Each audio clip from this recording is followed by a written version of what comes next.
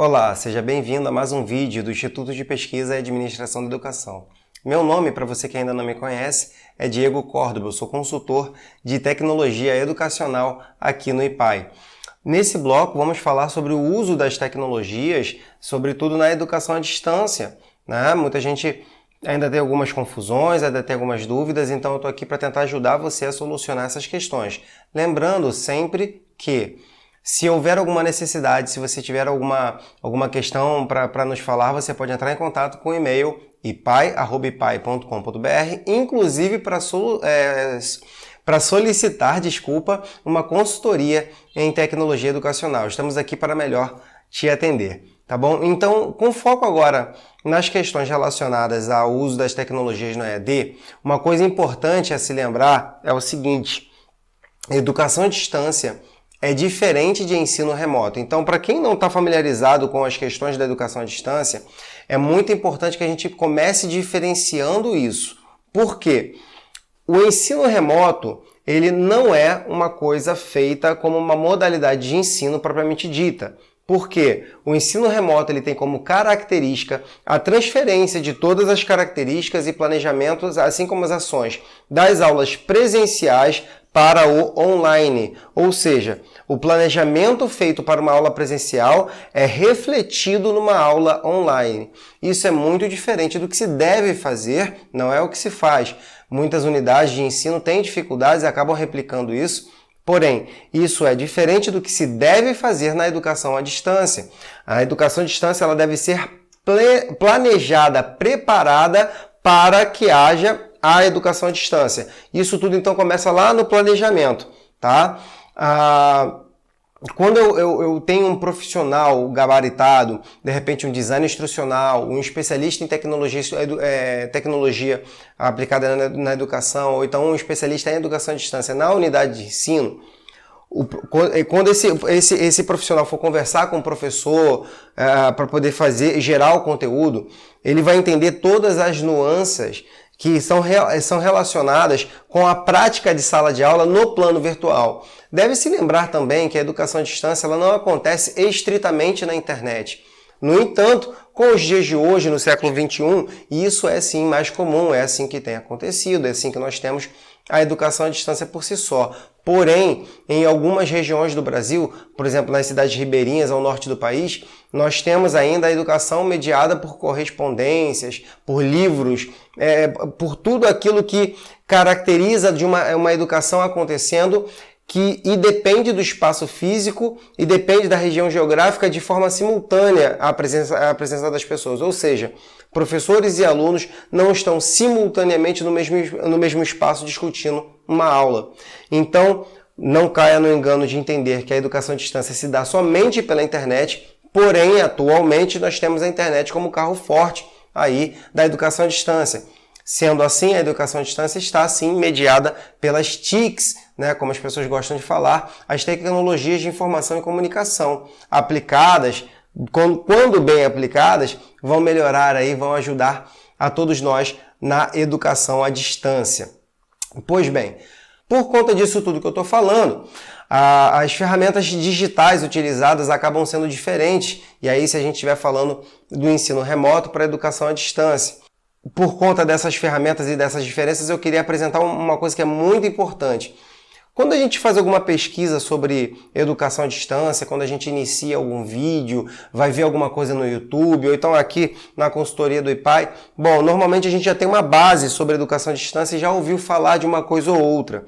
Mas uma das coisas que mais se fala sobre educação à distância tem que ser repetida, tem que ser enfatizada a importância de que os profissionais que estejam na sua unidade, eles possuam o domínio dessa ferramenta, porque a partir dela será possível fazer todas as outras coisas. Lembrando, não existe só um modelo para a gente aplicar na educação à distância, né, no que se refere às aulas, na exposição de um conteúdo, na montagem de um curso por si só.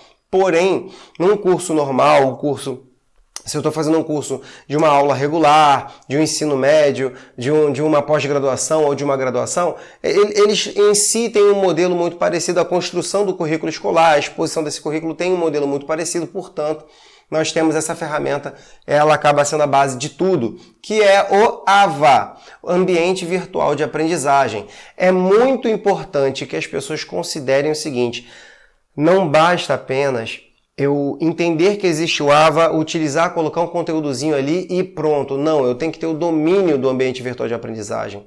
Né? Existem diversos, Moodle, Blackboard, o próprio...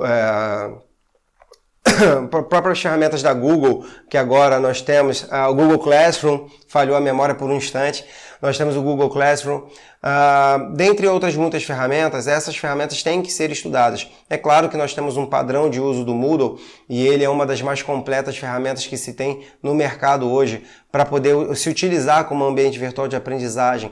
E ali dentro tem tanta coisa que se pode fazer, a colocação de fóruns, enquetes, a disponibilização de vídeos, materiais, PDFs, imagens, a possibilidade de troca de informação, a composição de um trabalho para que o aluno possa ler alguma coisa, responder alguma coisa, enviar alguma coisa.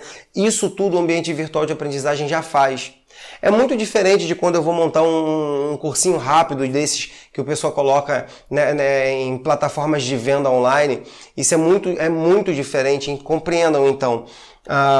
Se eu estou fazendo um curso de longa duração, que tem módulo, que tem exposição de conteúdo e eu tenho profissionais que vão montar essas coisas, e não é simplesmente um sistema de venda para um curso curto, não é uma simples venda de um curso curto.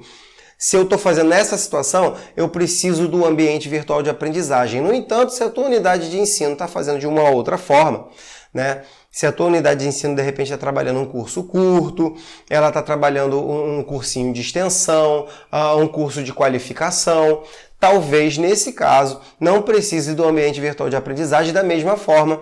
Talvez, nesse caso, uma plataforma onde eu possa colocar os conteúdos de forma que o aluno possa ter uma aula autoinstrucional, aí já seja uma coisa mais adequada para a sua realidade. É importante compreender a realidade a qual estamos falando. Mas, para as realidades mais comuns dentro da educação à distância, o domínio do ambiente virtual de aprendizagem, sem sombra de dúvidas, é o carro-chefe.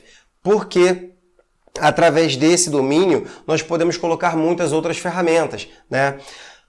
Exemplo, tivemos agora com isso tudo a ascensão de algumas ferramentas de comunicação em peer-to-peer, como é o caso das ferramentas de conversas online, né?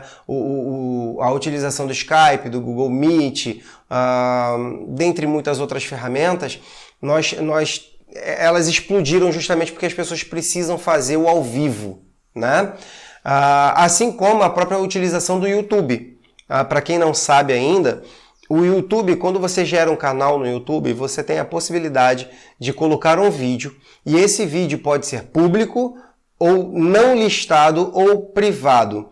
Qual a diferença básica entre esses três? O privado, só a pessoa que publicou vai poder assistir. O público, todo mundo pode assistir. E o não listado, só as pessoas com o link vão conseguir acessar o vídeo.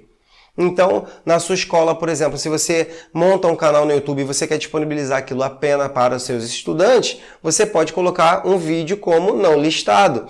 E a mesma coisa acontece para as lives, né? As lives são as ferramentas do ao vivo, no caso do YouTube e das outras redes sociais. Se você coloca uma live como não listada, essa live só vai aparecer para quem possuir o link, ou seja, a pessoa vai ter que pegar o link, copiar no navegador, acessar o link e ela terá acesso à live. É assim que se faz, por exemplo, um evento virtual privado, um evento virtual com pessoas específicas que de repente pagaram para ter o acesso. Porém, por mais que eu esteja falando dessas ferramentas, lembrando, né, que o caso do YouTube não é um peer-to-peer, é outra coisa.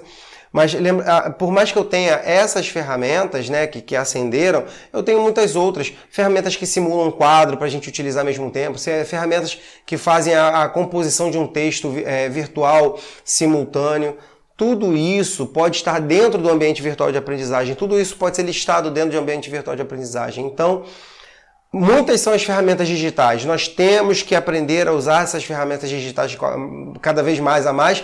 E se você tiver alguma necessidade específica, você pode entrar em contato conosco através do ipai@ipai.com.br para que a gente te oriente na lista de ferramentas possíveis para que você utilize. Mas sem sombra de dúvidas, o carro-chefe do vídeo de hoje, o carro-chefe da minha exposição é: dominem os ambientes virtuais de aprendizagem, dominem os AVAs, para que vocês possam compor melhor o uso de todas as outras ferramentas, tá? E aí sim, nós estaremos falando de tecnologias aplicadas na educação à distância, tá bom? Então, eu gostaria de salientar essas informações, entendendo aqui que vocês têm muitas possibilidades de variações na forma do uso dessas ferramentas, nas formas de exposição de conteúdos e também na forma de montagem de curso. Então, para cada realidade, existe uma necessidade bem específica. Tenhamos consciência para poder trabalhar isso e conte conosco para poder atender a sua realidade, atender a sua demanda. Eu vou ficando por aqui, espero que você tenha gostado, espero que tenha sido de alguma forma agregadora para a sua realidade, como eu estou te citando tanto. Quero fechar com a frase que eu falo sempre: vamos juntos levar a educação para todo mundo. Para todos vocês que me assistiram até aqui, eu desejo muita paz para todos nós.